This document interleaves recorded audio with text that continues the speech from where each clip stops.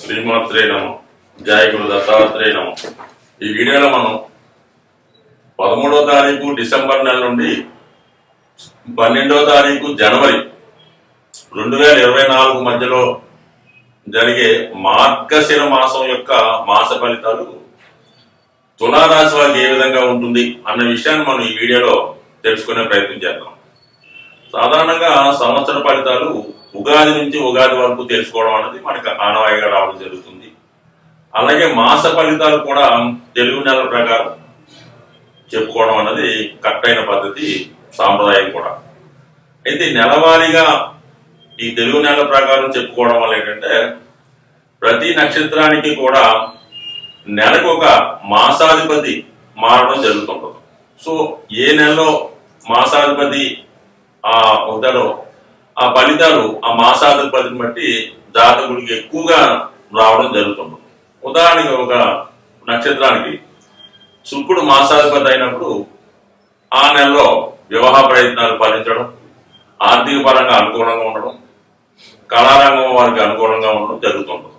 So అందువలన ఈ మార్గశిర మాసంలో తులారాశి వారికి కామన్ గా ఎలా ఉంటుందో తెలుసుకుంటూ నక్షత్రాల వారిగా మాసాధిపతులు ఎవరవుతారు, వారి ఫలితం ఏ విధంగా ఉంటుంది అన్న విషయాన్ని మనం ఈ వీడియోలో తెలుసుకోవడం జరుగుతుంది. మరి తులారాశి వారికి ఈ మార్గశిర మాసం అనేది శుక్రుడు రాశి అందే స్వక్షేత్రగతుడై ఉండడం వల్ల చాలా అనుకూలమైనటువంటి స్థితి. అంటే ఎక్కడికి వెళ్ళినా కూడా తగిన గుర్తింపు లభిస్తుంది. ఎక్కువగా ఎంటర్టైన్మెంట్ కార్యక్రమాలు, విందు వినోదాలు, వివాహ సంబంధించిన కార్యక్రమాలలో పాల్గొనడం జరుగుతుంది. ఇది సినిమా, టీవీ, కళారంగంలో ఉన్న వాళ్ళకి చాలా అనుకూలమైనటువంటి పరిస్థితి, నూతన అవకాశాలు రావడం కూడా జరుగుతుంది.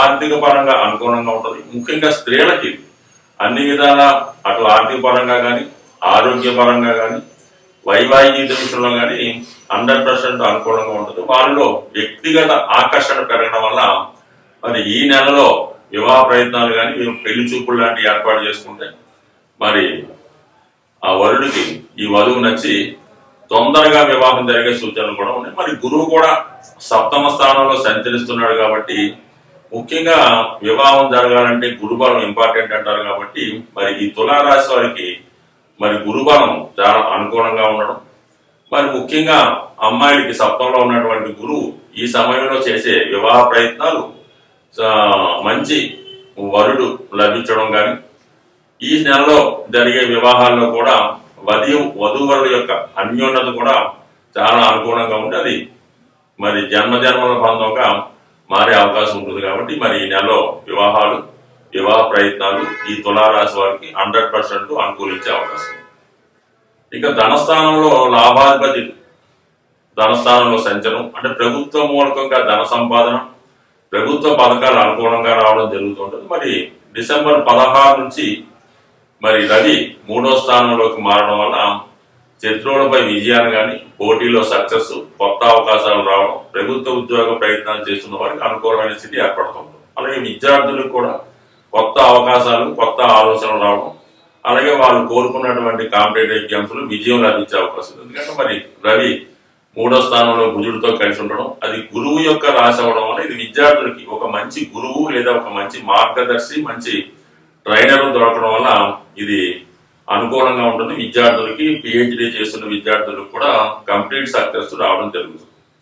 డిసెంబర్ 27 వరకు కుజుడు ధనస్థానంలో ఉంటాడు. అంటే కుటుంబ విషయాలు, ఆర్థిక విషయాలు అనుకూలంగా ఉంటాయి. అయితే కుటుంబ సభ్యుల మధ్య కొద్దిపాటి విభేదాలు, హాట్ గా మాట్లాడుకోవడం, విభేదాలు, మనస్పర్ధలు వచ్చే అవకాశం ఉంది. ఒకరిపై ఒకరు ఆధిపత్యం చేసుకునే ప్రయత్నంలో మరి ఎవరు విజయం సాధిస్తారన్నది వాళ్ళ వ్యక్తిగత జాతకం బట్టి, వాళ్ళ యొక్క ప్రవర్తన బట్టి ఆధారపడి ఉంటుంది. అలాగే మరి ధనం ఎక్కువగా ఖర్చు అయ్యే అవకాశాలు కూడా రావడం జరుగుతుంది. మొత్తం మీద ఏంటంటే కుటుంబ స్థానంలో సంచరిస్తున్నటువంటి ఈ అగ్నితత్వ గ్రహాలు అటు ఆర్థికంగా ఎక్కువ ఖర్చు అవ్వడం, కుటుంబ విషయాల్లో అభిప్రాయ భేదాలు కంపల్సరిగా వచ్చే అవకాశం ఉంది.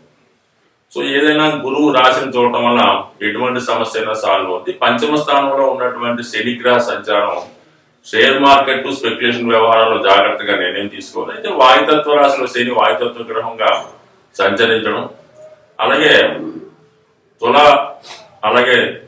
మిథునం, కుంభం ఈ 3 రాశుల్ని శని తన యొక్క స్థితి చేత మంచి ఫలితాలు ఇవ్వడం జరుగుతుంటది. కాబట్టి ఇది వివాహ ప్రయత్నాలు అయితే ఆలస్యం అవుతాయి, కానీ ఉద్యోగ ప్రయత్నానికి చాలా అనుకూలంగా ఉంటుంది. విదేశ వ్యవహారాలు కూడా 100% కలిసి వస్తాయి. అయితే తొందరగా నిర్ణయం తీసుకోలేకపోతుంటారు.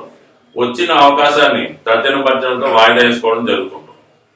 6వ స్థానంలో ఉన్నటువంటి రాహు అనారోగ్య సమస్యలు వచ్చే అవకాశం ఉంది. ముఖ్యంగా అజీర్ణపరమైన సమస్యలు, గుప్తంగా చాలా కాలంగా మీ శరీరంలో ఉన్నటువంటి వ్యాధులు బయటకు వచ్చే అవకాశం ఉంది. కొద్దిగా వయసు పెద్దపడిన వారికంటే అనుకోని హెల్త్ ప్రాబ్లమ్స్ కూడా వచ్చే అవకాశం ఉంది. 12లో కేతు ఉండడం వల్ల పుణ్యక్షేత్రాల దర్శనం అనుకూలమైన స్థితిగా కనబడుతుంటది. ఇక మరి చిత్తా నక్షత్ర జాతకులకి శుక్రుడు మాసాధిపతి అవుతుంటాడు. అంటే చిత్తా నక్షత్ర జాతకులకి శుక్రుడు మాసాధిపతి అవడం వల్ల వివాహ ప్రయత్నాలు అనుకూలిస్తాయి. కళారంగం, సినిమా రంగంలో ఉన్న వారికి నూతన అవకాశాలు వచ్చే అవకాశం ఉంది. ఇక స్వాతి నక్షత్ర జాతకులకి రవి మాసాధిపతి. రవి మాసాధిపతిగా ఉన్నప్పుడు లాభాధిపతిగా ఉండడం వల్ల ఈ రాశి వారికి కంపల్సరీగా రాజకీయ రంగంలో ఉన్న వారికి, ప్రభుత్వ ఉద్యోగులకి అధికార హోదా లభించే అవకాశం ఉంది.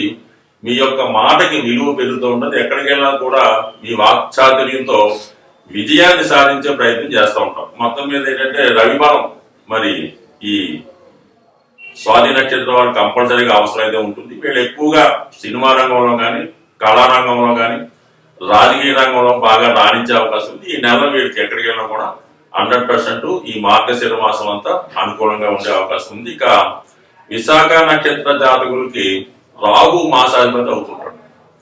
రాహు మాసాధిపతి అవుతున్నప్పుడు కొన్ని చెడు వార్తలు వినడం, చెడ్డవారితో స్నేహం చేయడం, నమ్మక ద్రోహం జరగడం జరుగుతూ ఉంటుంది.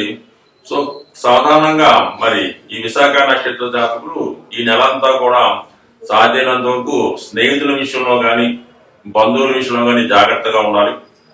వ్యసనాల మీదకే ఆసక్తి వెళ్లే అవకాశం కనపడుతుంటది. చెడు స్నేహాలు చేసే అవకాశం ఉంది. అలాగే చెడ్డవారు మిమ్మల్ని వాళ్ళ అవసరాలకు ఉపయోగించుకునే అవకాశం ఉంది. కాబట్టి సాధ్యమైనంత వరకు జాగ్రత్తగా వ్యవహరించడం మంచిది తప్ప అతిగా ఆలోచించడం కానీ, అతిగా ఆశపడటం కానీ, ఇతరుల ధనం కోసం కానీ, ఇతరుల స్త్రీల గురించి కానీ ఆలోచిస్తే కంపల్సరీగా ఈ రాశి వారి నెలలో అప్రతిష్ట పాలయ్యే సూచనలు ఉన్నాయి. కాబట్టి ముఖ్యం మీద విశాఖ నక్షత్ర జాతకులు మార్గశిర మాసంలో చాలా జాగ్రత్తగా వ్యవహరించాలి. ఎక్కువగా మోసపోవడం, చెడ్డ వార్తలు వినే సూచనలు ఉన్నాయి. కాబట్టి వీళ్ళు జాగ్రత్తగా వ్యవహరించడం మంచిది. సో ఓవరాల్ గా ఈ తులారాశి జాతకులు ఈ శుక్రుడు రాశి అందు ఉండడం, గురువు రాశిని చూడడం అనేది దైవ సంబంధించిన కార్యక్రమాల్లో పాల్గొనడం కానీ, మీరు ఏదైనా పరిహారాలు ఈ సమయంలో చేసుకుంటే అవి శీఘ్రంగా మీకు ఫలితాన్ని ఇచ్చే అవకాశం ఉంది. చాలా మంది ఈ పరిహారాలు చేస్తున్నప్పుడు ఎలా ఉంటుందంటే మీ ఎంత చేసినా కూడా మనకి ఫలితం లేదు అని బాధపడుతుంటారు. దానికి కారణం ఏంటంటే మన జన్మ రాశిలో ఏ రాశి వారికి పరిహారం చేస్తారో ఆ రాశిలో గురువన్నా ఉండాలి, లేదంటే ఆ రాశిని గురువన్నా చూస్తుంటాం.